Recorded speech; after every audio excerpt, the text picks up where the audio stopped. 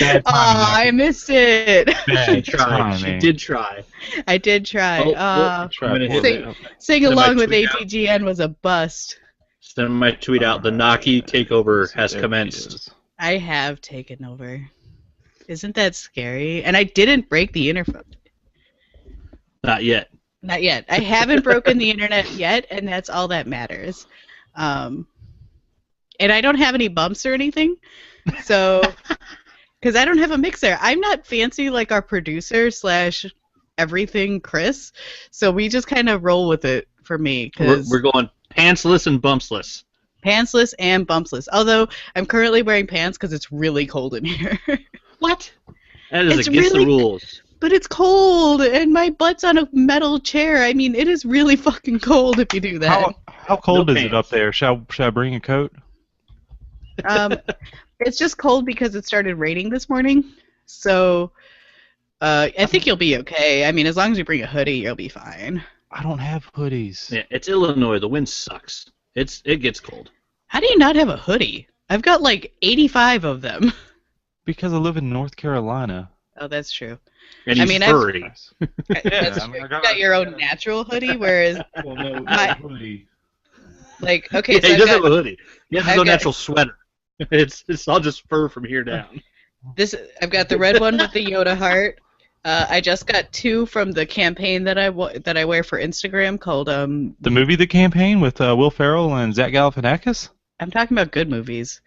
That was an okay movie, and it takes place Ouch. in North Carolina. Zach Galifianakis' home state. No, I wear clothes for GLP Fitness, and right now their campaign is Love Yourself. So I've got a Love Yourself hoodie and a Love Yourself T-shirt, and I've also got a Confidence from Within sweater, and I've got a gray sweater, and I've got what are the other hoodies? I have like 90,000. I have a Stitch hoodie. I've got Captain America. I've got really big black hoodie. I've just got a lot of them because you know what? Chicago weather sucks. So Mm-hmm. So Well- bring a coat. I don't miss it. I don't say bring a coat. I say bring a hoodie, and they're cheaper than coats. I already have a coat, so no, it's not cheaper. My coat's free. He's already got it. That's true, but you're gonna be Cheap warm in a hoodie ass. or warm in a coat. Hey! Take off the coat, and it's all good. And then you're gonna be cold. No, he's Then I'll not. He's put got on the fur. coat. You're just gonna be doing this the whole time you're here. You're gonna be like, my arms. Hey, Just put I'm a on- man of constant flux. All right. Okay, so should we actually start the show? Because we've We been live for probably. about 5 minutes now. It's not been 5 minutes. It's been like 3. Come on, Naki. What Get your up, Zio? stopwatch I on. don't have my stopwatch on. Your All right, internal guys. stopwatch. Welcome to episode, I think we're on 202, but I think I titled the episode 2 billion or something like that because I wasn't actually Something sure like that. what time or which one we were on because I was gone last week. But Chris isn't here, so I took over. So, haha, bitches. What are you doing? Are you stroking your chest hair? Well, because in the chat, I see SP says I shaved off my chest hair, and do I have to prove that wrong? You already did. Don't show it to us again. Well, no, I did. He says it's not there. That's clearly right there. That's a good little. must He's have- literally, he could braid his chest hair. You don't need to show it off. SP just Ouch. wanted another look. It's true. Yeah. Well, It's he's okay, going to he see can it show- live and in person next week. I was gonna go with he can rub it live in person. That'll be Fingers part of our right panel. through So it. we're Just talking rub the about willy? it. Well, we're talking about it, so let's talk about that real fast. Next week, C2E2 happens, and Willie, Chris, and I, Chris, who is currently not here, but Willie, Chris, and I will be in Chicago and speaking on a panel with SP, Cody, and Beef, talking about injecting podcasts into your everyday life and you know what fun we have by doing this and how we've met people and the awesome things that being in a network can really benefit. We have a really awesome network here and we want to share that with you guys. So We do? shut up, Anthony. I do the best I can, but I don't know if that's enough. Well, anyways, if you want to see us live and in person, we can all high five together in Chicago next week. We're in room S503, I believe. And at 2:45 on Friday, and then I think most of us will be there all weekend too. But I will be in costume 2 of the days, which you can see right behind me if you're watching the live stream. So 2 of them are currently in progress, almost done, because I am one of those people who wait till last minute. Better get to it. Wrong with that. That's You're running out of time. My I life's know. about last minute. I just got my ticket last week for plane trip. Wow. All right. I'm not that bad. Yeah, procrastination's good though. Pressure either makes diamonds or dirt. SP's injecting Jesus. something into your I know. everyday life in the workshop room. Oh, goodness me. SP's gonna take Willie into the workshop. Whoa, leave me out of this. No, He's no, talking no. to you in the chat room, It's man. not Check it me. out. It's Yeah. not me. He's talking to Willie. I didn't talk about the workshop, so It is in the workshop room. So, I mean, technically, he's taking you to the workshop, Willie. all right, if we're Technically, doing it's this, taking I'm you gonna be all on into the top. workshop. That's how it is. That's just it. That's just it. We got to do this. We're gonna do this So- right. Mr. President just messaged me on Gmail, and Geeks.live is apparently broken.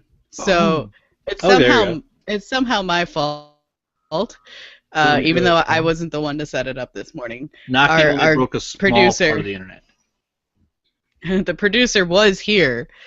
He set it up. So Cajun Sean says hola, he spelled that wrong, and then says move on. Thanks, Cajun Sean. Appreciate it.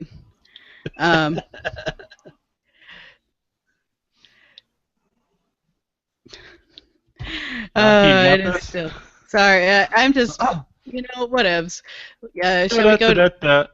Willie hasn't been here for a Naki show yet. He doesn't know how much fun they are.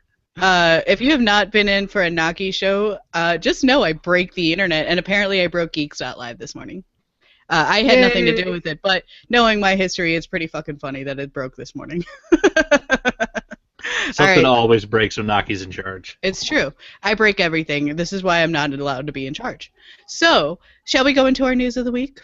Indeed. All right. So we're gonna say that's about 9 minutes in, and I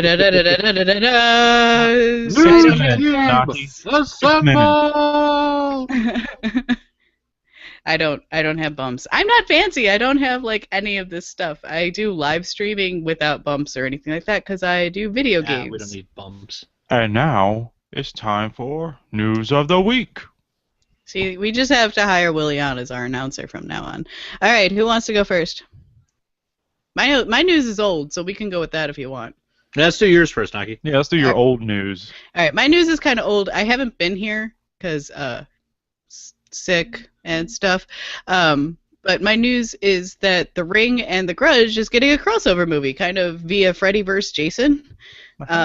Except they're doing it in both with the Japanese directors, and then they're doing an American version with Sam Raimi as well. Other than Spider-Man, I don't know what he's done lately. So Drag Me to Hell? Drag Me to Hell. Oh, see, I didn't see Drag Me to. I didn't see Drag Me to Hell. Watch it. It's great. Is Yeah, it? it was his return to horror after the Spider-Man films. It was really good. Give Okay. it a 9 out of 10. And he's Maybe. also been executive producing the Evil Dead TV show. That doesn't say yeah. anything for me. I haven't watched that at all. Well, that's I your don't. fault. I don't. Well, we all know how I dislike Bruce Campbell, so whatever. I don't. Why do you hate Bruce Campbell? Let's get into this. She doesn't like the chin. Is that it? Is that the reason? Really? No, I was a stage manager. I don't like him on a personal level. Oh, I can see that. I was a stage manager. I don't appreciate being treated like shit. So on a personal level, I extremely dislike Bruce Campbell. Well, let's see So- how I treat you this coming week. If you break my spine, I'm not gonna like you either. I mean, that's just how Fair that enough. goes. Hey, shit happens, Naki. Leave my spine alone.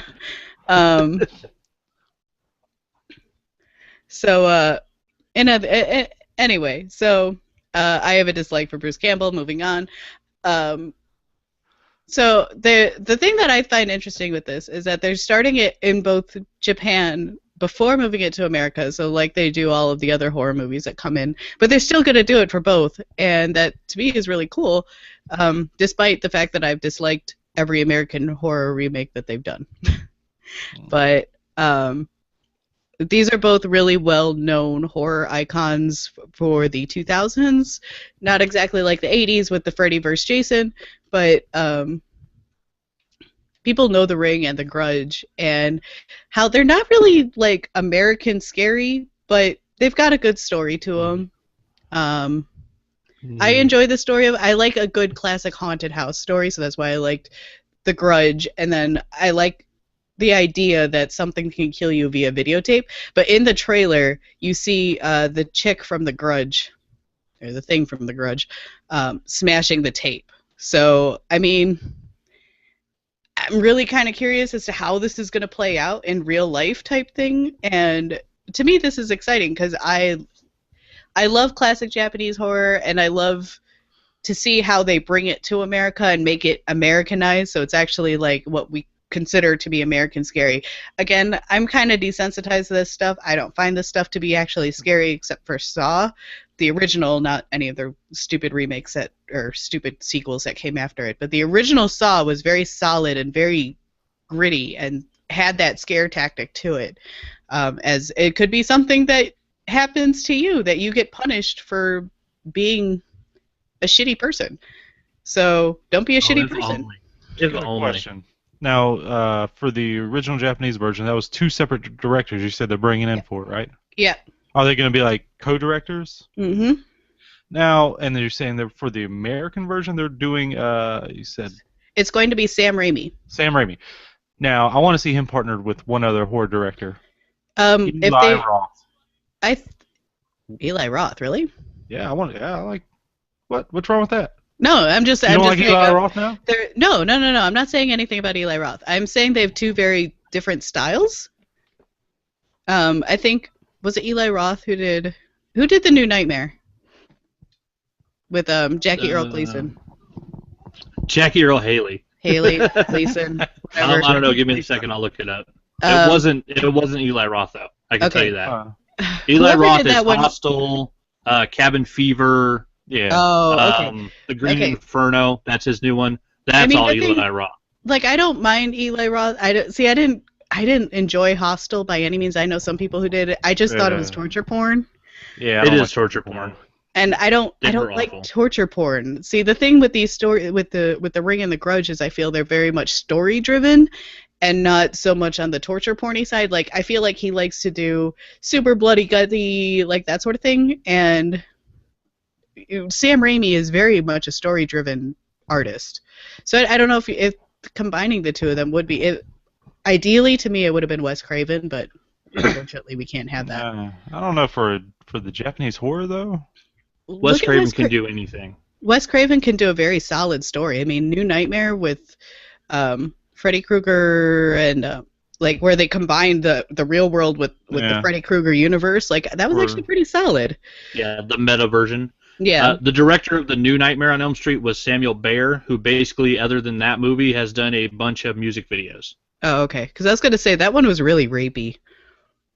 Well, in all fairness, they refocused on the child rape aspect of Freddy, which in the original film was in there, and then right before New Line was going to start promoting and then releasing the film in '82, there was a huge court case where there was a school where it was found out that 4 or 5 teachers had been raping students, and so New Line didn't want to be seen as capitalizing on an actual tragic event. And so they turned down the part of the story where Freddy was a rapist and made it more about him being a child murderer. Right.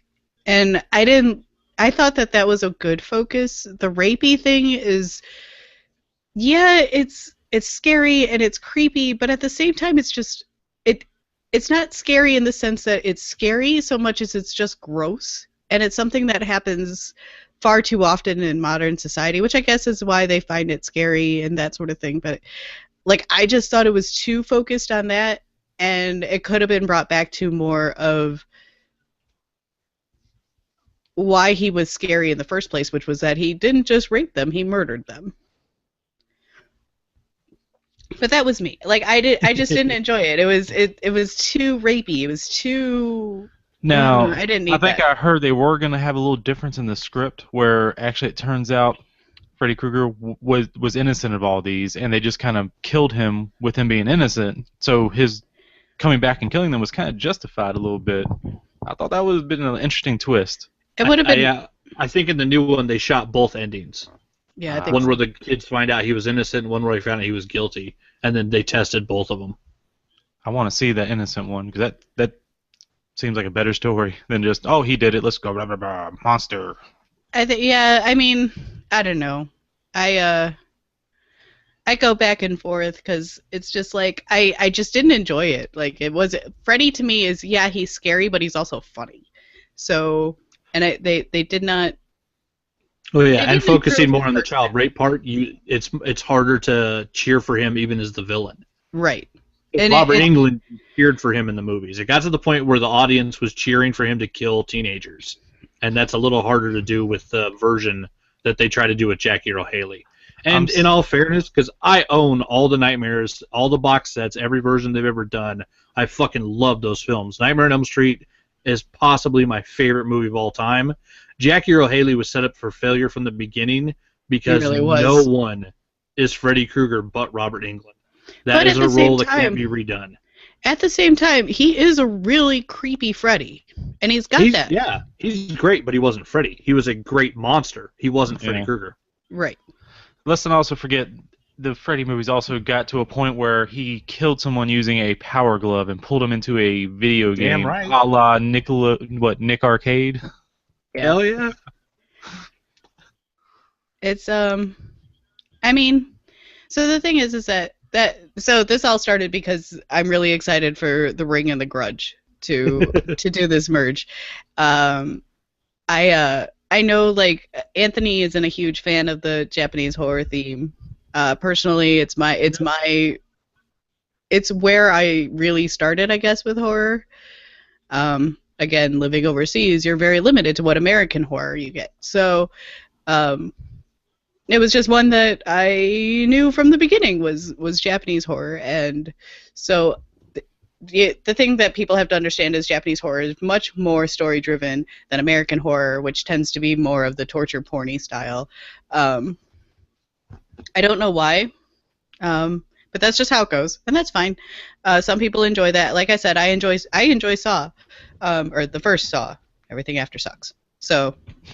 Especially Saw 3. Jesus, that was bad. They don't suck.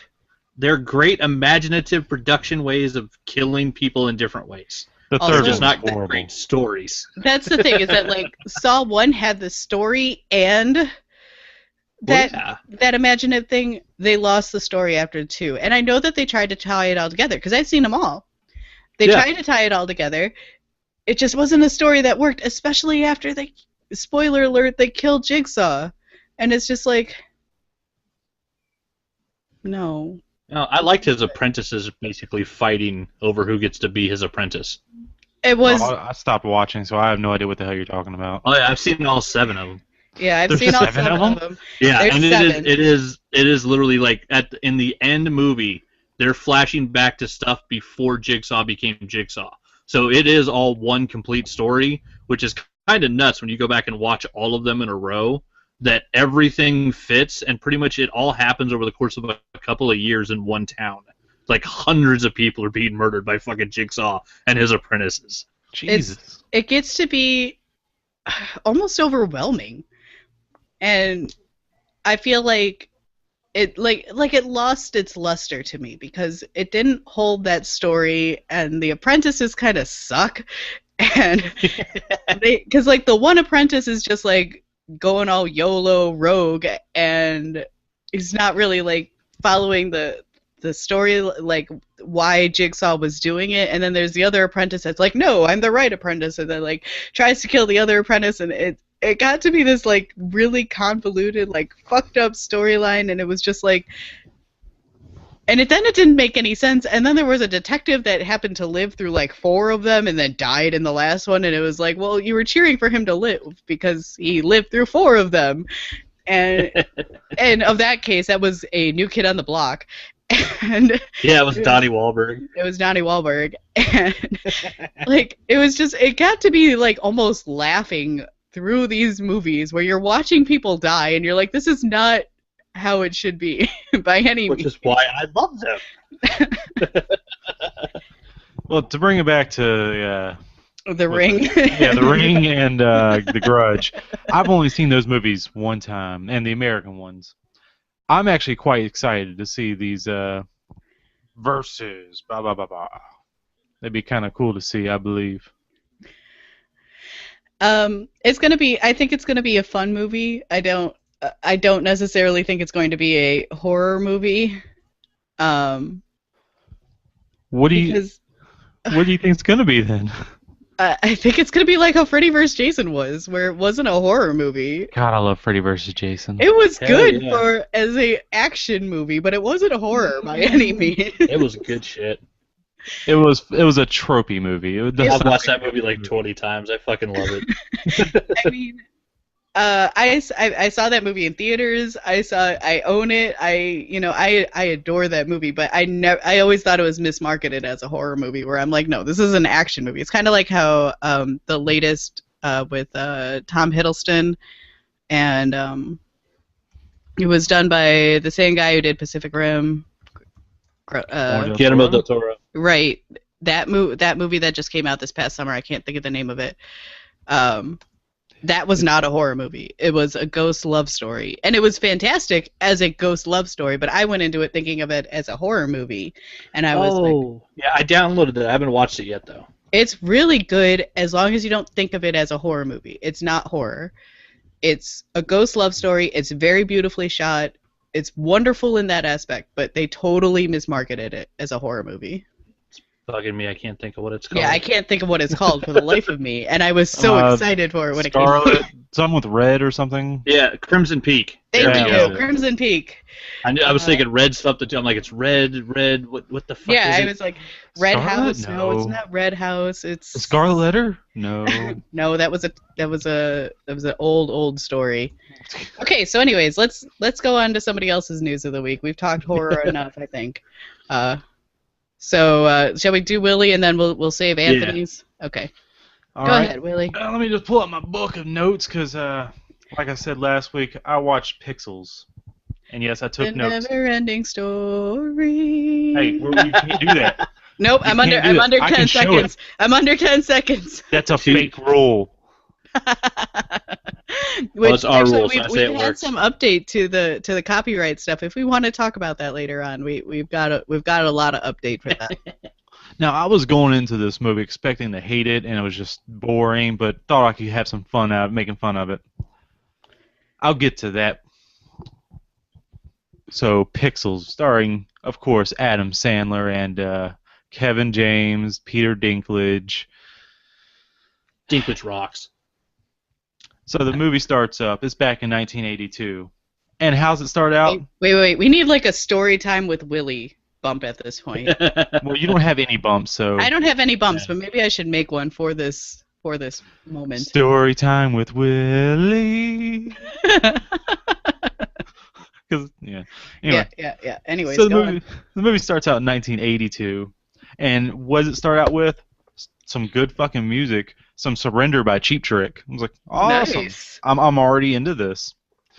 Love me And- some Cheap Trick. Young Adam Sandler and young Kevin James meet up and saying something about hey, let's go to the arcade. So they get on their bikes and they start going down the street, and young Kevin James rides by. I'm not sure if it's his sister or some random girl in the neighborhood who's has a lemonade stand and just steals her jar of quarters, his lemonade, 25 cents. And that is a big jar. I think it has like $200 worth of quarters, if that. I'm like, that's a lot of quarters in there. And he just straight up stole it from this little girl. And then, just like this movie will probably steal from my brain, I wrote down. So, they go to the arcade. They find out there's a arcade championship going on. So they go to it. And at this point, I'm like, I hope Billy Mitchell makes an appearance. Spoiler, he doesn't make an appearance. I was hoping for a Billy Mitchell. And so at this championship, who do you think would be a good announcer for 1982 video game? Looks like they dusted off good old Dan Aykroyd for it. Whoa, I love Dan Aykroyd. I've met What's him the in last thing person. he's been in? Last thing I remember him being in is Evolution. Oh God, he was in Evolution. Hang on, I could find this out. And I think he was in some kind of made-for HBO movie, some kind of Spider-Woman horror movie back when they did that. He played somebody's dad in another movie recently. I can't remember who though. He is in the new Ghostbusters movie. Oh, yeah. He was in Blues Brothers 2000, The Real Ghostbusters, which came out in 2011, and Ghostbusters Sanction of Slime, the video game, which was in 2011. Oh no, that's Writers. Real Ghostbusters. It's a video game. Lego Dimensions, he was in. It's called Ghostbusters. And then Pixels. And Get On Up. Tammy, The Game Changer, Legend of Oz. Tammy, that's right, yeah. He was in Tammy. He was good in that. No, I don't watch Melissa McCarthy comedies, so yeah. She's awesome, dude. Spy was fucking fantastic. Is that the one with no, Jason the one with Sandra No, Bullock was actually kind of funny. Heat. That was Heat. Yep. And then there's also the one with Jason Bateman. What the hell was that one? That one was bad. I didn't like that one at all. Oh yeah, where she's like an identity theft or something like that. Maybe it's called identity theft. Yeah, that one could have been funnier. So the championship just getting started, and then who pops open the door and is walking in with two hot chicks on either side of his arm is young Dinklage, whoever the actor is playing a young Dinklage character. And this guy, I think he plays the character better than Dinklage himself, for just how arrogant he is. That's just my opinion. Just 'cause watch the movie, you'll see this guy just has an air of cockiness. Yeah, pretty much. And, oh wait, and what music's gonna start playing? We Will Rock You. Oh, I hope the music is good throughout the rest of this movie. I do love me some Queen. Oh, unless so they finally get to the end of the championship is down to Sandler and young Dinklage, or their respective younger selves. And Dinklage wins. Woo! And then everyone start calling young Sandler a loser for coming in second.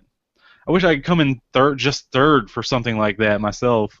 I mean, who calls someone a loser? You're a loser. You came in second. You beat all these other people, but you're still a loser. All you do when it's in the script. You're not winning me over with this movie so far. I'm just saying. Are you really going by something I'm describing? Yes.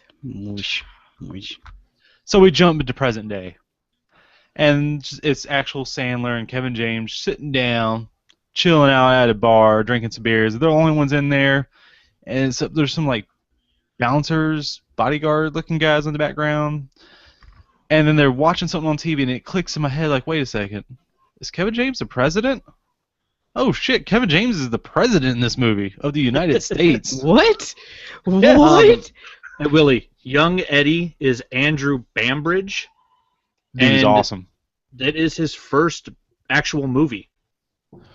I hope to see him again because he is awesome. Yeah. He's only done two things. He did an Onion News Network series episode as an alien baby, and he was Fast Eddie Keebler on Happy-ish, the TV show. But yeah, this is his first film, so yeah, for it being his first movie, he was really, really good. He was fucking funny. Oh, you seen this movie?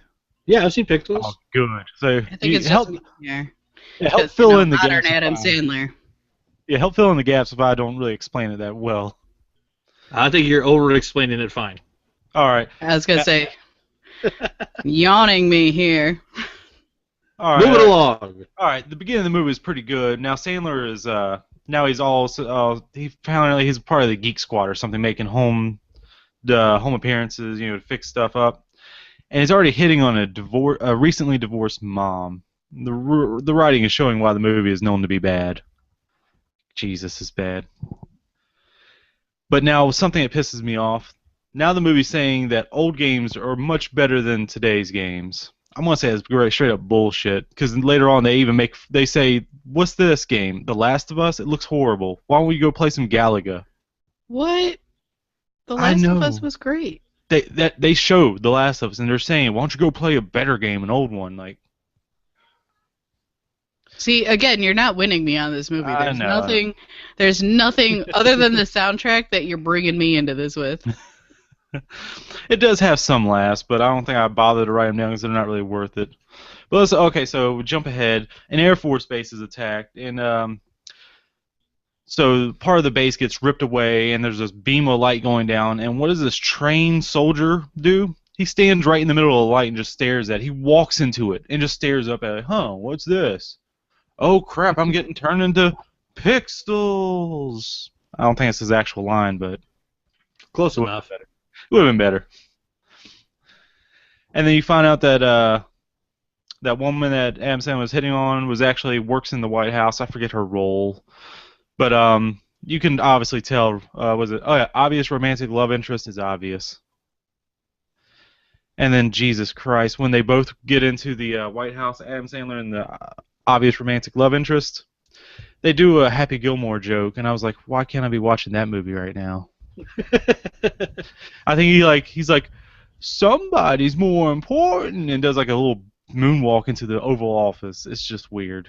Willie, Steven has the most important question for you. What is better, Jason X or Pixels? I love Jason X. Damn right. So much. Sleeping bag against a tree death. Hey, you want to smoke some pot or have some premarital sex? So good. And Uber Jason, come on, man. They went so far as to God. do Uber Jason. That was the coolest shit ever. Jason X was awesome, Steven. It's just a great movie. Don't deny it. Titanium laced and nano enhanced fucking Jason Voorhees. Fuck yes. But now I speaking own that about script. now speaking about a movie that Happy Gilmore that I'd rather watch. Oh look, it's Brian Cox. I was a military guy. Gee, I want to watch X2 now. Hell, I'll even settle for Super Troopers. Let's see. Oh my God, they mentioned 4chan in the movie. I don't even remember what it was about, but they mentioned 4chan in a multi-million-dollar movie. Sandler trying to be topical. Topical what of 08? That's the last time you really cared about 4chan. I haven't cared about this movie since the beginning. Come on, there's 14 million 12-year-olds right now that still care about 4chan.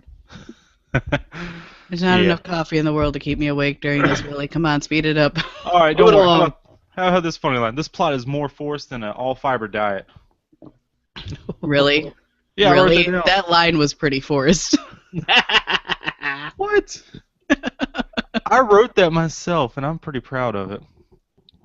Yeah, I bet Sandler's proud of Pixels too. That doesn't make him right. How about this? This is a direct quote. You smell so good, like the Book of Genesis. I have no idea what the hell that means. Is that supposed to be like a Bible reference? I don't know. Yeah, it'll make no sense. That was a quoted line I wrote down in quotes. Sad smiley face afterwards. Then let's just jump forward, skipping past a lot. The aliens already attacked, and they figured it out. And then they find out where the next place they're attacking. It's in Britain. And then of course they're all there. Sean Bean's there. He doesn't die. But yeah, all the actors are British stereotypes. They want to go drink and fight. That's pretty much it.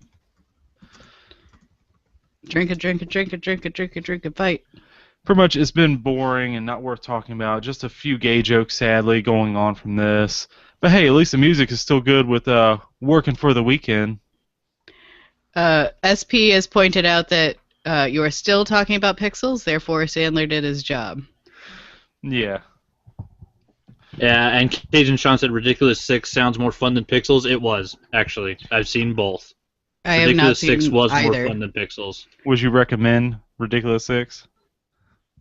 If you want, if you want stupid comedy for an hour and a half and you want a stupid Adam Sandler film to laugh at, yeah, I would recommend it. Do you want to talk about movies that are old that we watched? Because I watched The Punisher last night with Thomas Jane. That's an awesome movie. Yes. That Bite movie your is tongue. corny as shit, but it still holds a place in my heart. It's corny. God's That's gonna what's so sit awesome this about one it. out. Yeah, oh my god, one of my favorite lines of all time. God, it was so fucking corny as shit. Fine, you want something that's not as corny? Go watch. Was it Dirty Laundry, or is it Laundry Day, where Thomas Jane reprises I his think it's role in called a show Dirty Laundry. Yeah, the short film that he did as the Punisher. that came out like I last mean, year, or the year before. That was a couple years ago. It was Here's good. the thing: is that Thomas Jane is a great Punisher. Unfortunately, like, so I'm watching the end of this movie, and spoiler if you haven't seen it, the Punisher wins, and the way that they take out the Saints. I don't know, like when I was younger, this movie came out in 2004, so we're talking like this movie's 12 years old. I saw it day one in theaters. Don't you talk No, about it. Yep. I did too. Me I too. was blown away when I was seeing it in theaters. Watching it today on my TV, I was just like, this stuff was really cool before. It doesn't really hold up so much anymore because I'm like, what? Like, you could see the flame suit that they throw on John Travolta so he doesn't actually like catch on fire, and you could see the flame suit on like 3 of the actors, and then you could see like the special effects has come a long way since then. And so there's just like these moments of pure cheesiness and corniness that I'm just like, I'm not supposed to be laughing, but I totally am right now. But I still like I said, I enjoy this movie. It holds a special place in my heart. Thomas Jane is a fantastic Punisher. It's just, it has not held up super well. Well, and over the Cajun years. Sean said in the chat room, at least it's not the Dolph Lundgren. If you want to talk about a movie that doesn't hold up, go watch the first Punisher film. Oh, I have no. not It's- seen the it's- Dolph it's Lundgren harsh. one. He He doesn't watch even it. have a skull in his chest. He's just a psycho Vietnam vet running around the sewers on a motorcycle. Like, it's batshit crazy. I will say this about the Punisher, the Thomas Jane one. The Russian fight scene is one of my favorite fight scenes out of any movie. Oh, him and Kevin Nash, that is a great Yes. fight scene. Really? And I wanted a movie with nothing but that much intensity, and I got it with Punisher War Zones. Okay, so the ultra violence. The only Marvel film directed by a woman. Yep. Suncast in the chat has said Dolph did a Kindergarten Cop remake. I did not know I think that. it's recent. I Yeah. think it's recent. It just came out or something. Coming out now. They did Kindergarten Cop 2. It's fucking awful. And Draftsman in the chat says, I really like The Punisher, and the movie is based on an awesome take on the story arc Welcome Back Frank, which I was actually talking about with Boyfriend last night. It's based on a really good comic arc. Punisher doesn't have a whole lot of them, honestly, on his solo stuff. He's really good in a team-up, I think. I don't like many of his solo. He did a short a couple years ago that was only a 3 comic arc that I actually really enjoyed. That was a solo one, but for the most part, I really only know Punisher from his team-ups. But I knew that one, where Welcome Back Frank, and the whole story with Joan and Bumbo and Bumbo, Spaker Dave. You can figure out which one he is. Yeah. And I actually really like that storyline anyway, so I thought that they pulled from a really good story. Now, I don't remember Warzone. I know I saw it, and I know I hated it, so I don't remember. I love Warzone. But no, Punisher's problem in the comics is that he suffers from the flaw of no great villain. Right. All great heroes have great villains. That's why we love Batman and Superman and Spider-Man, is because of the amazing villains that they have. But frickin' Punisher, if you're a Punisher villain, you fucking die. So he has the problem where, it's really hard for the writers to have a villain that keeps coming back. Basically, he has Jigsaw. Like, that's the one dude he hasn't been able to kill, like, more than once. Right. And so it was just, like, that's the problem with the Punisher, and that's why I like his team-ups, because when he did the Punisher Deadpool team-up was really good. I remember reading that one. There's a couple team-ups that I read with him that I enjoyed, but I've always enjoyed him in more of a team-up aspect and less on a solo aspect. So that was my take, is that they pulled from a really good storyline, and that's why I really enjoyed the first Punisher or second Punisher, I guess, with Thomas Jane. And I didn't enjoy Warzone because it wasn't Why, to me. Naki? It didn't hold. If I can't remember it, it wasn't good. You know what, Naki? No hug for you. No hug for you now. I loved it. You can find It your was own ride to ultra-violent. C2E2 then, man. I mean, Whatever. whatever. Spurting. Warzone was good shit. So, on and the, then Cajun wanna Sean does make the reminder that we will see Punisher Friday in Daredevil season 2. Very true. Indeed. I won't. Well, yeah, I will. I'll be watching all of it. I won't Low probably Life get to Otaku till says Tuesday. that the current Marvel run of the Punisher, or he's reading the Marvel Max run of the Punisher and really digs that. I've been told that I would enjoy that one, but I haven't read it yet. So it's on my Nice. list of things that I want to read. Yeah. So let's go to Anthony. Cool. And we'll I actually was gonna probably say, wind up staying on this because it's us. yeah, my favorite was actually being used to good effect was Punisher in the Civil War comics. They actually had him join Cap's team, and then after murdering some people, Captain America starts whooping his ass because Cap's is basically stressed out about the whole Civil War fight. And they have this great sequence where he beats the shit out of Frank Castle, and Frank Castle won't lift a hand or hit him. And fucking Steve Rogers is losing his shit. He's like, why the fuck won't you fight me back? He's like, I can't hit you. I could never hit you. Basically, the only person Frank Castle actually respects is Captain America. Well, you can't blame him. I mean, he's a blue Boy He's Scout. a war veteran. Yeah. Also, yes. He's also a big blue Boy Scout.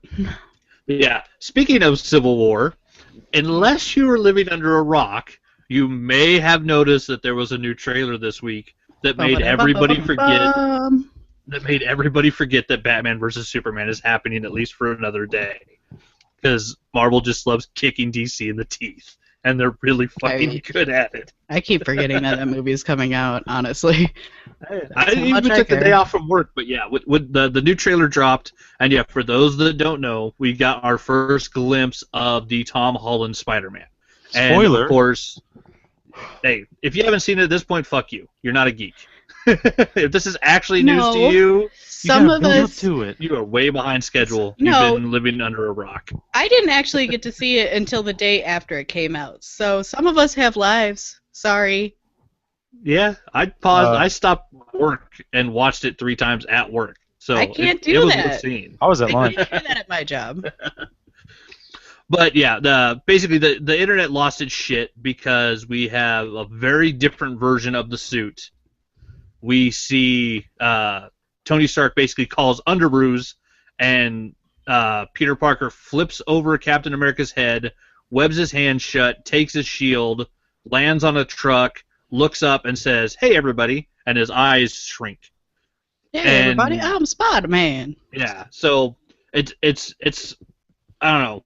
What do you guys think of the suit first? That'll be my question first. And we have to remember, he's in it for 2 seconds. So the people that have like done these in-depth fucking articles about it and all this shit, like it's all preliminary shit. It's a glimpse of a character.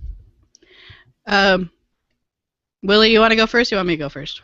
I like the suit. It really reminds me of Alex Ross's little. I like the coloring, how bright it looks too. Reminds me of the Amazing Spider-Man 2 when they really got it right.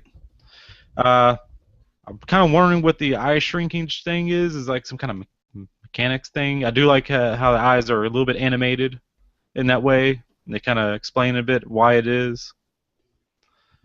I see no problems with it. My problem wasn't the suit. So I didn't actually get to see the trailer, like I said, until a day later, but by that point, everybody had already had a screenshot up and blah, blah, blah. I didn't realize that was a screenshot of the trailer. I thought it was a toy where he was holding Captain Shield, so I was like, oh, it's a new toy that's coming out, and I'm like, oh, that's not a toy, that's what it actually is. And again, it's only 2 seconds, so I can't really make much of a discern there, but I always figured like his suit moved with his eyes, like because Peter Parker is a brilliant scientist, he could have made a suit that moves because he's a brilliant scientist, number one. Number two, it conveys emotion, and maybe we'll actually get a Spider-Man that doesn't take off his fucking mask. I know I'm asking a whole lot, but that's not gonna happen. I know he's gonna unmask in the movie. That's gonna be part of the story. Soundcast in the chat room says a picture's worth 1,000 words, so 2 seconds, 50 frames equals 50,000 words. He's not wrong. There's been a lot more than that already written about this. But yeah, I went through Screen Rant, did a 10-item detailed breakdown because I guess Disney released a high-res version of the one screenshot where you can really see the suit. It's nice that we have mechanical web shooters because it's more fitting with the character. They show on the belt we've got web cartridges and stuff like that. The suit is straight up Ditko and Ramita Senior. It is the closest to the classic we've ever seen. The webs aren't raised or metallic looking. It's not a fucking basketball like Amazing Spider-Man 1. It is, it is the most faithful interpretation of the suit so far. And I think really we only have like the dark stripes on the arms and the boots to just kind of differentiate it a little bit so that whoever designed the suit could say, hey, I put in my part. But yeah, some people were actually talking about the eyes moving being a reference to Deadpool.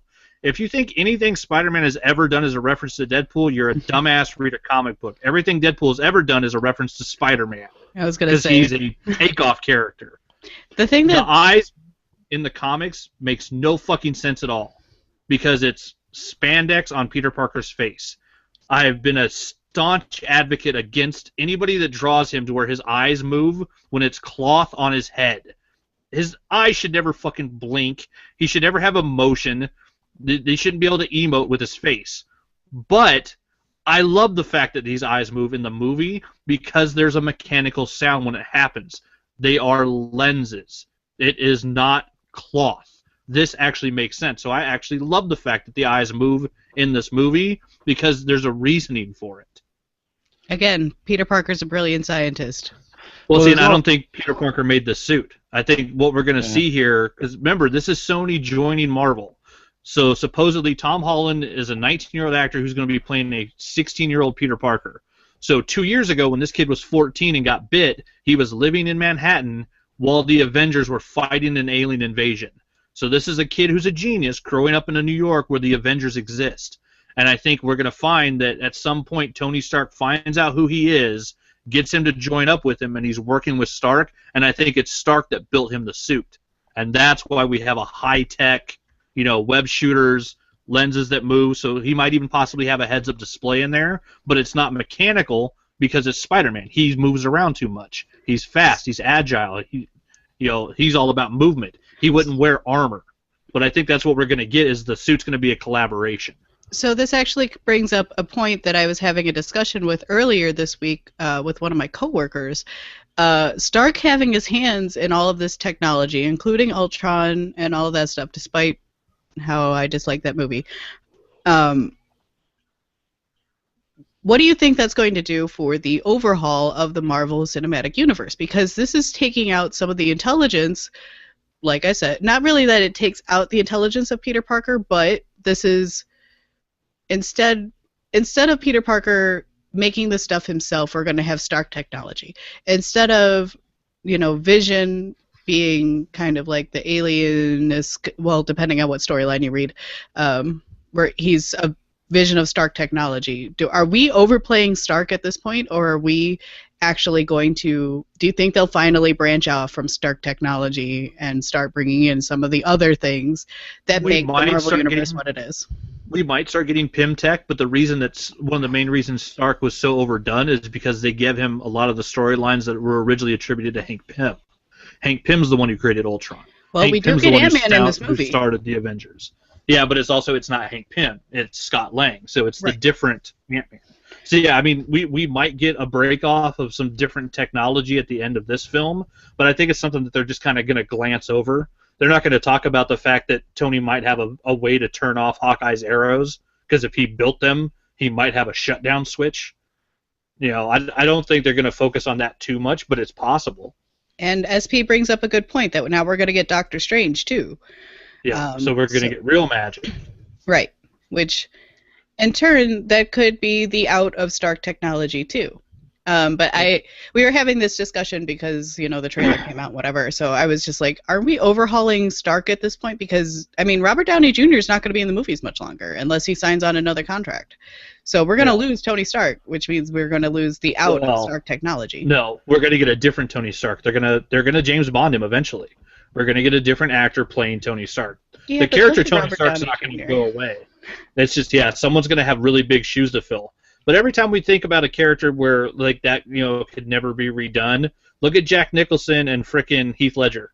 That's Like true. there are actors that step into roles that no one thinks should ever be done, and then we get blown away sometimes. Some actors do an amazing job.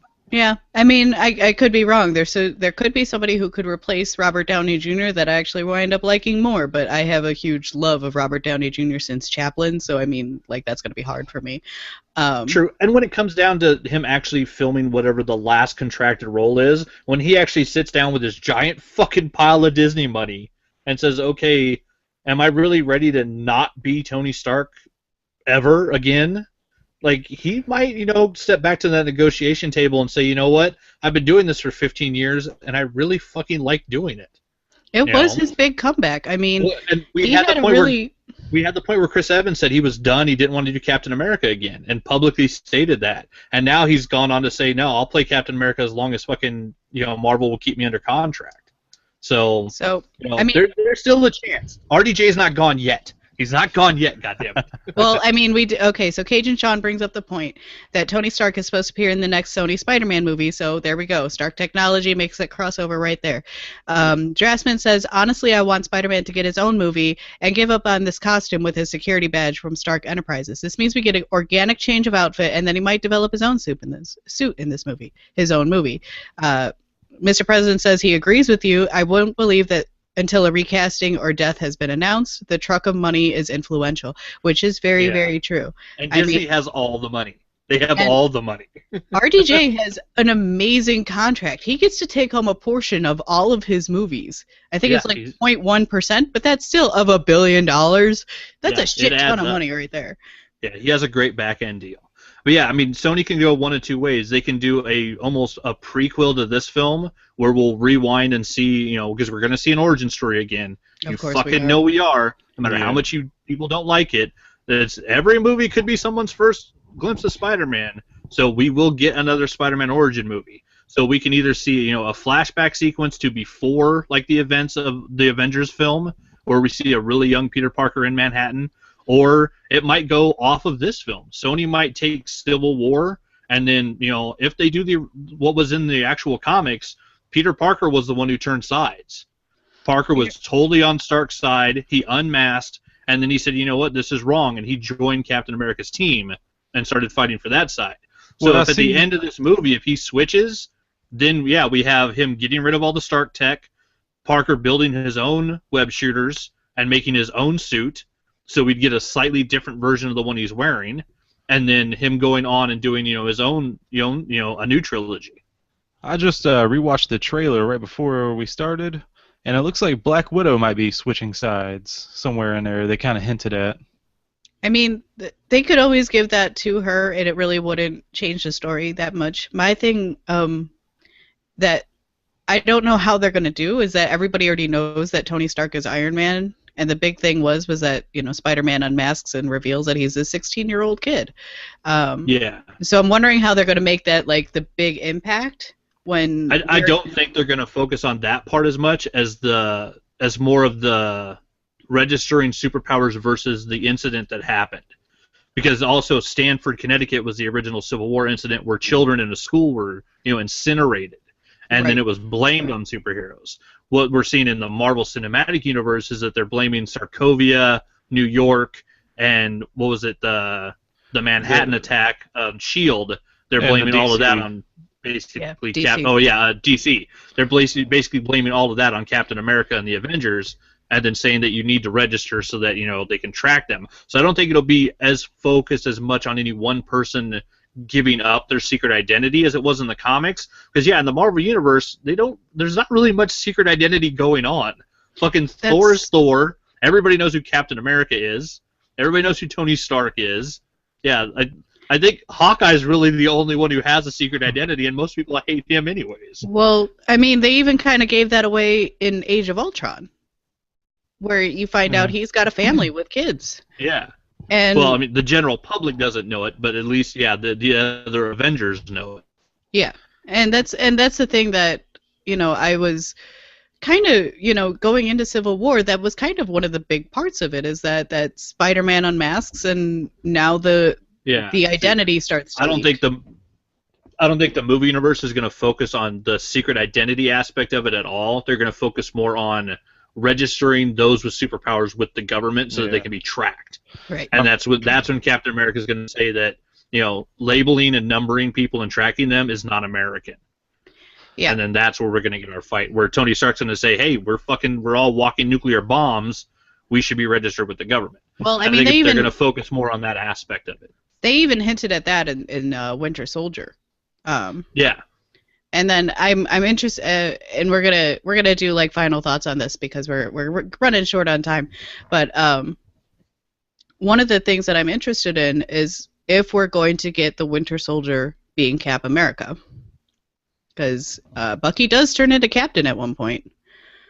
So does Falcon. I'm not sure. That'll be something I think they'll save until they're in negotiations with Chris Evans again. That's true. I mean, you know what? We got 2 people on the cast that can take your job, motherfucker. We'll give them the shield. Well, they don't have the holding power quite yet that Chris Evans does. So I don't think it'll be the end of Civil War that we see the changeover. But I think that is something that could eventually happen, and I love Falcon Captain America. I know not everybody does.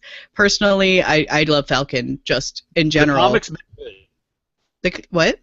The comic has been good. Sam Wilson Captain America has been a really good comic. And I'm curious to see, how they bring Ant-Man. We got a lot of Black Panther in this trailer, which I'm really excited for because I fucking love Black Panther. I actually saw people complaining, why are they focused on Spider-Man? We should have gotten more Black Panther. You got 3 more new shots of Black Panther, shots of him fighting, shots of him crying over what's possibly his father's dead body in civilian, just as Chadwick Boseman. We got tons of Black Panther, and I saw people complaining that they were focused on Spider-Man and not enough Black Panther. And there's a 30-second fight sequence between him and the Winter Soldier. Right. So in the chat room, Drasman said those are not children; those are short agents. The Mr. President says all these heroes are unmasked in Marvel, so sort of the perfect way for the masses to accept the unmasking. I've always been curious whether or not the masses would accept it after decades of their cinema being so focused on his keeping his secret identity. They now have so many who are unmasked that it would allow for easier pill for the masses to swallow. SP asks who's Black Panther. Because SP is trolling. SP, come on now. Black Panther is John Leguizamo, the King of Wakanda. Yes. Ew. Yay, John Leguizamo. Ew. That was my argument when they started talking race and trying to make Spider-Man black. I said, if you want it to be the best actor, then don't tell me John Leguizamo can't be up for the role of T'Challa, King of Wakanda, because nobody knows what the fuck a Wakandan looks like. It's a made-up country, goddammit. We'll just leave this alone. I don't want to get into this discussion right now because we already know that I am opposed to your statement. Yep. So final thoughts on let's go. Cajun Sean says Marvel's African Batman. So let's go into final thoughts of the trailer, and then we'll go into what I'm into. So final thoughts. Let's start with Anthony. I'm super stoked. Yeah, I couldn't be more excited to see Civil War. It looks fucking great, and yeah, what's going to come out of it, and where they're moving forward with the Marvel Universe, I'm fucking super excited. Willie? I have some questions. Like those 3 incidences they cited: the New York attack, DC, and Slovakia. The last one was the only one that was really the fault of the Avengers. Really, I mean, come on, Thunderbolt Ross, what's going on with that? Well, I mean, in all fairness, the aliens Avengers used were Tony there. Stark's tower in the first one to power the portal that let the invasion in. S.H.I.E.L.D. created the helicarriers that Captain America had to fight and destroy in DC. And then, Tony created... Yeah, but it's blaming... Instead, they can't blame the villains because the villains aren't around to take, the repercussions, so they're blaming the heroes. And how'd you guys like what they call the splash page shot, where they're both running at each other during the airport fight? It looks minimal in comparison to what it was in the book. Yeah, I've seen the Facebook photo where someone put up, comic book expectations and reality, and in the Civil War image, it's like 100 heroes on each side, and then in the movie, you've got like 6 died. But there's just something seeing in motion and, with real people. Yeah. Or Well, yeah, real people CGI. Seeing a Spider-Man steel cap shield flip and land and do the superhero landing, which all the Deadpool memes were great. Superhero landing. Like that, seeing that in motion again was fantastic to see a new, and a very agile character. If you guys haven't seen Tom Holland's Instagram, this fucking kid is nuts. He basically just does parkour in his backyard all day long. Like does crazy triple backflips and kicks soccer balls out of the air. The kid is a hell of a gymnast. Because I'm a klutz, so I'm like afraid to do parkour. And there's one thing we have not mentioned. There's one thing we have not even talked about. Ant-Man gets shot out on a Hawkeye arrow. Yep, that is a thing that happens. Which is a straight comic book reference that has been done in the comics before and is awesome. I love the idea of Ant-Man inside of an arrow. That was a great shot. It looks like he's on top of it and it splits apart, and he's like, Iron Man, take that. Yep. Okay, so in the chat room, we'll go with their final thoughts. So, SP says, I'm still not excited for Batman vs Superman. Neither am I. It's okay. Mr. President says so, and he says this in all caps, so I got to yell this. So glad it's looking like it's living up to being the dubbing of Avengers 2.5. Do I spit all over my mic? Gross. It happens. SP says, Iron Man 4. I'm still deciding what to wear to Civil War. Captain Shellhead or Webhead geeky jersey. Sean tells him to go Webhead. Low Life Otaku says very tough on the knee, meaning the parkour. And Drasman said C2E2, let's do this nerd thing. Let's nerd out hard and let us do it all together in the same building. It could be anticlimactic, but it could be crossing the streams. It could be amazing. Try not to get any on you. I thought you're not supposed to cross the streams. Don't cross the streams. Okay, my final thoughts is that I'm still way more excited for this than I am for Batman vs. Superman. This is a given because I don't like Batman or Superman, so I don't care. What's wrong with you? I don't. They're boring. They're boring characters. See, DC, this is where your marketing's going wrong because this lady should be excited about Wonder Woman finally being in a fucking movie. Yeah. Someone's not doing their job. I mean, Wonder Woman was my first real superhero woman that I followed, and I should be so excited. I have my version of Wonder Woman that I love, and I mean, I'm not excited, and I should be, and that's the thing that bothers me. Gal Gadot is small, but she does look fucking badass. I don't care that she's badass small. I don't care that she's small. If we're going by Amazonian technique, she should be one boob less, though, and True. But her arms could have got a little bit big. She's a little frail on the biceps. That doesn't. Honestly, that doesn't bother me. I'm glad that she's in it, and she does look like a really great Wonder Woman. But I don't care. That's the thing that Warner Brothers is really missing for me. Is I don't care. I do not care, and that is sad because we're seeing. That's not good. We're seeing Batman and Superman, two monsters of the comic book world, finally in the same movie. And I don't care. So this is a mistake. There's a mistake in here. Aw, thanks, guys. Mr. President says Naki or Gonna Geek's Wonder Woman. That's all we need. Thank you.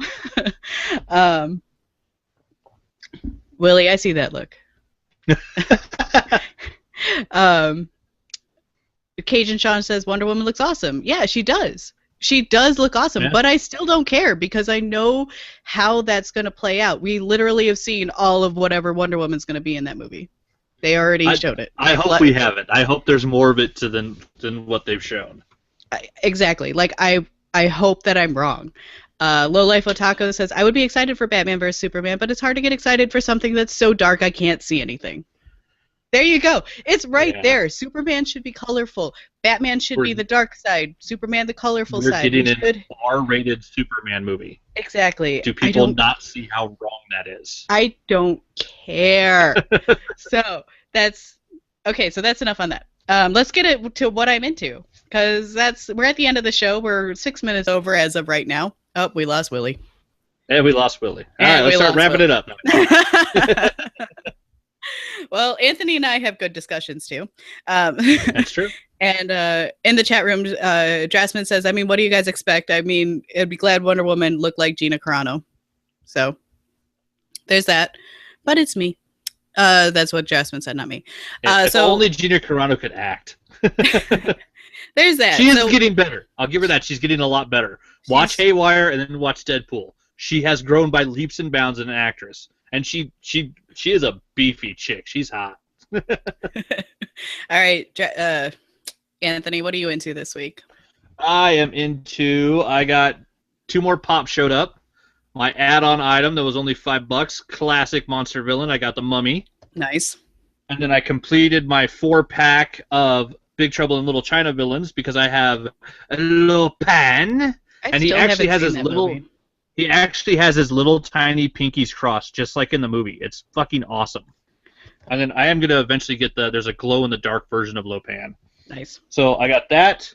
My package finally arrived the other day, so this morning I've been transferring data. My Galaxy 3 is being replaced by my Galaxy 7. Nice. So I have a fun, shiny new brick that's just, all kinds of shiny.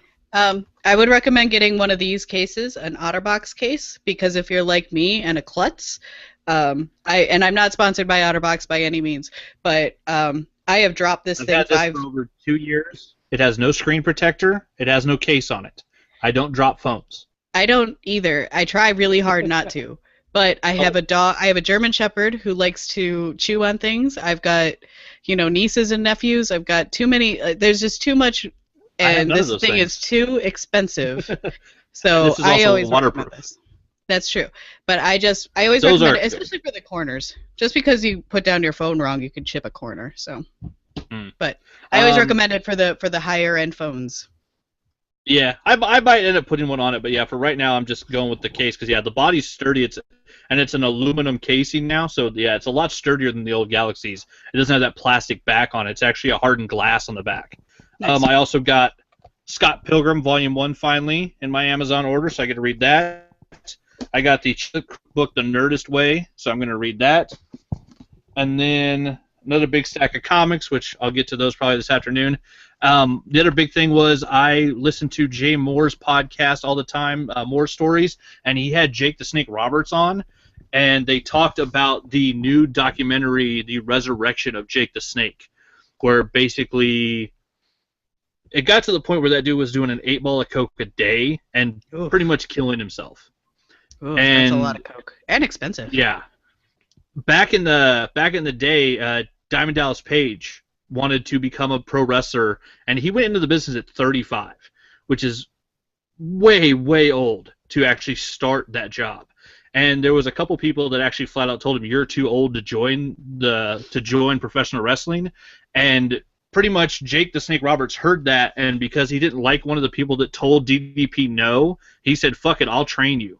And so Jake the Snake trained DDP. Diamond Dallas Page went on to have, a fairly good career over a short amount of time because he was already kind of old. But then he has since then created DDP Yoga, which he has used to help a lot of people, like, basically get their physicality back and, recuperate from things that nobody thought they would. And pretty much in the student going back and helping the master type storyline, DDP got a hold of Jake the Snake Roberts and pretty much helped him rebuild his life. It is a fantastic documentary. I rated it on my DLM challenge, which I'm now almost 90 movies into. It's one of the only 10 out of 10s I've given for a movie this year. It's fucking fantastic, and by the end of it, I had a little dust in both my eyes. It was fucking great. Anybody that's ever dealt with any type of addiction, has had a family member that's dealt with any type of addiction, or basically just seeing people really fucking struggling, it's worth watching. That guy went through hell and back multiple times. Oh, we're losing Anthony. And great fucking movie. There we go. Damn it. Go see The Resurrection of Jake the Snake. There you are. We got you. Willie, now that you're back, what have you been getting into?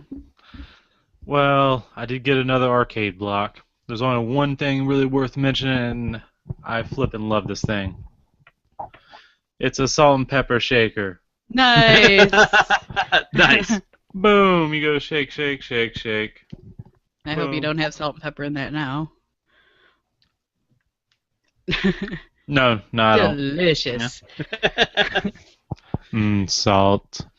Other than that, I still need to watch Mad Max Fury Road. I got it from Netflix still over there. Yay! I enjoy that. I enjoy the shit out of that movie. I just showed it to my dad. I just rewatched Attack the Block, the movie where Finn and Firestorm fight aliens with Ed. I totally forgot the other fucking actor in Attack the Block is the kid who plays Firestorm now. Jax on DC's Legends of Tomorrow. Oh my god, I got some words about that show now. I still haven't seen Did it. you guys watch the last episode? I haven't seen any of it. Where they're in the 50s? Yeah. Jesus, they force a lot of racism stuff in there. Of course they do. It's the 50s. I was like, no, it went overly. I was like, oh, this hurts to watch. Like, stop. Just stop. Ooh, nice. I thought it was funny. Sorry, I was paying attention to the chat room. Lowlife Otaku's been playing Far Cry Primal, and it says it's very cool. And cursing the masses that have invaded Tatooine to see the fucking flowers.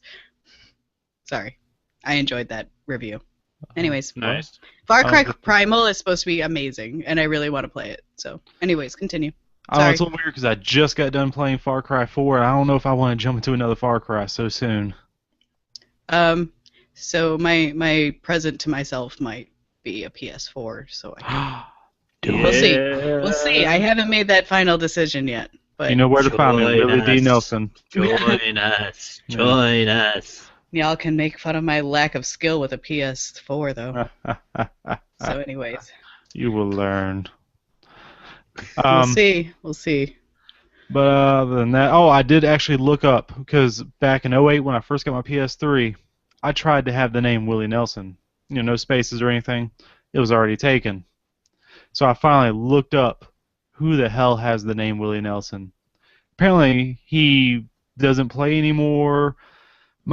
His trophy level on there, which is like achievements, is only like level 3, which is very easy to do. You play a few games, you're already level 3. And I'm like, just give it to me, damn it. If somebody has Bakanaki, I'm gonna be really fucking pissed. That's what I need to do. I need to go in and make one right now. I'll sell it to you. Willie, That's not nice. Don't forget that you're gonna be in my city next week. You can go ahead and make it right now, I'm sure. I think you can do it on the internet, on your computer, I think. I'm not 100% on that. Anyways, continue. What else are you getting into? Other than that, going on a plane trip Tuesday morning, and it's only gonna be like an hour trip. Thank you, time zones. You are time traveling. Nice.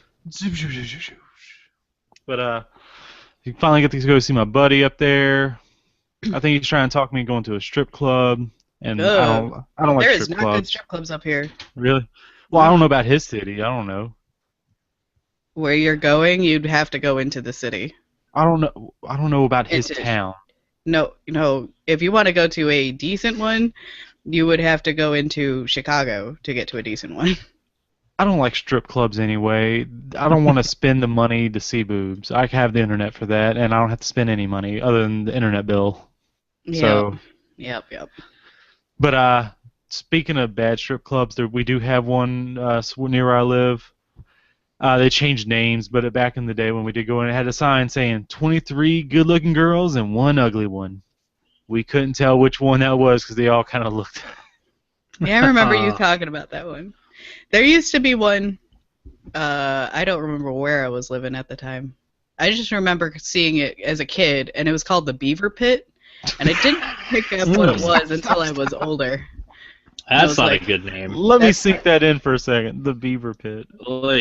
That's a terrible name for a strip club, though. Are you saying Beaver's a pit of despair? I don't know, but it's a terrible name for a strip club. Yes, it is. Again, it didn't sink in until I was older, and I was like, ugh. Anyways. All right, Naki, what have you been getting into? Beaver so I've been the Beaver Pit, obviously. You dunk your whole head in there. Again, you can see behind me the costumes that I am now rushing to finish. But on Sunday, I'll be dressed up as Punk Rock Elsa, which is all that blue tulle you see right there. It actually lights up. Nice. And there's a vest in there and a whole bunch of holy shirts and a corset. So, and my hair will be in the mohawk. I haven't had the mohawk in like 3 years, so I will have the mohawk up. And then on the other side, you'll see Amethyst from Steven Universe, which is way easier and has not taken me. Hairspray mohawk, or are you actually shaving the sides? I can't shave the sides. Shave it. No, I'm not shaving this. I used to shave the side. So, okay, my hair used to be a giant purple mohawk until I was 22, I want to say. And then I shaved my head completely, and then I let it grow out. Shave it again. No. No, I look like an alien baby. It is not a good look for me being bald. Get used to it. It is not a good look for me, and plus I'm pretty positive. Yeah, but the boyfriend might not. I was gonna say boyfriend will break up with me probably if that's the case. Can't make love to a giant alien baby. I mean, that's just hard to do. But yeah, I don't think it'll stop many people though.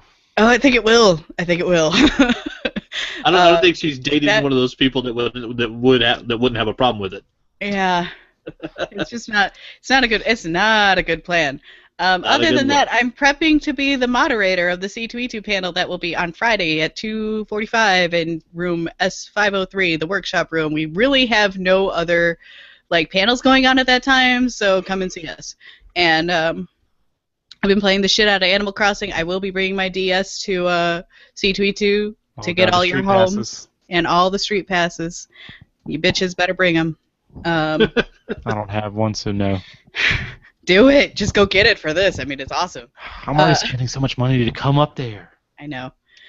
Other than that, I've been playing Undertale. I've not been live streaming because I've been having so much issue with my live stream. So when I come back to live streaming, I will be at a further place in Undertale, hopefully. I've also, because of Steam sale, fucking Steam sale took my wallet, I bought Alien Isolation.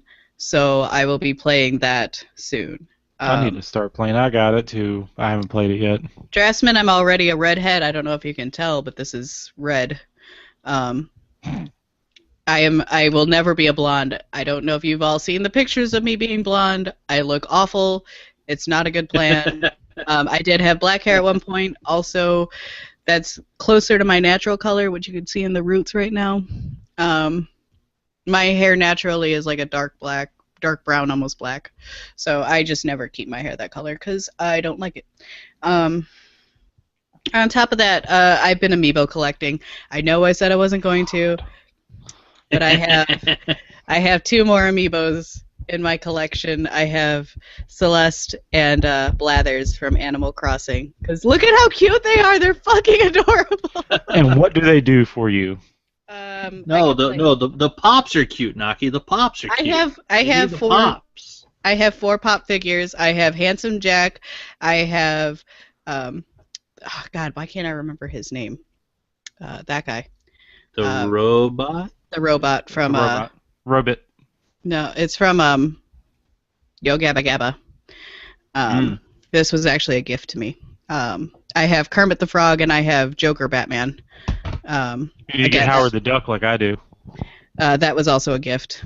And then I also have the Yoshi amiibo. This was Valentine's Day present from boyfriend because I fucking love Yoshi's Woolly World, which you'll see a playthrough go up on my channel soon. YouTubes? What? On the YouTubes? On the O-tubes. Because although that's starting with World 3, I think, because boyfriend and I got into that late.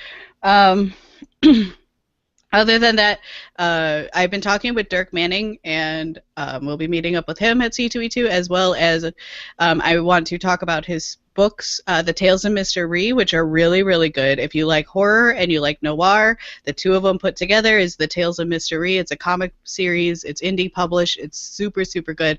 I will have a more in-depth review of it coming up. But and also we'll be seeing a new thing that's coming up into this channel soon. So we'll talk about it when it's more ready to go forward. Drasman says I'm advocating for boyfriend to have options if Naki decides to shave her head. I'm not shaving my head. The end. We'll have to make a bet about something. Yes. No. Yes. Just say, hey, you want to make that bet? And be like, no, I don't want to. That's true. You have that option. I will also be wearing a purple wig on Saturday, so you'll see me in the light purple hair. Again, it's not a great color for me. Where do you put all that hair in a wig? into a bun. Into a skull cap? I've got a skull cap, and this all goes up into a bun, and then I wear the wig on top. It's actually my first time wearing a wig in years, so I might be sweating. I will be, Cajun Sean, I will be talking about Dirk's comic. Probably not next week, because we will not be here unless Anthony decides to go solo. No, there will be no show next week.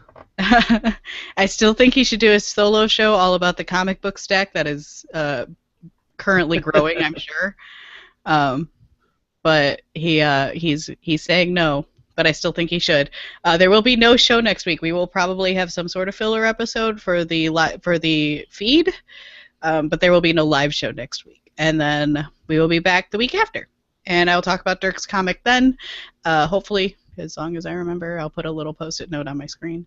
And we'll probably have some talk about Daredevil Season 2, because that'll be out as of this. And I will have watched the entire thing. I can't say the same thing for myself. I can't. I'm taking Friday off from work.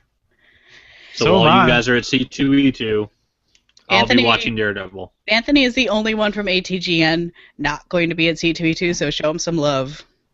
And, I couldn't even make it to LCTC, which is happening this weekend, which I'm very sad about. Because goddamn Justin Stewart got his live art going again, and they had Justin, Tressa Bowling, fucking I still have her comic. Jim Mahfood, Scotty Young, and Jake Parker all doing live art on Friday night at LCTC. I'm very sad I missed it. Scotty Young lives in Chicago, I believe. Or he's just here all the time. I'm not really sure which one. He lives in the outskirts in it's Illinois, but he moved out of the town. Yeah, or it's Indiana. But yeah, he's around there.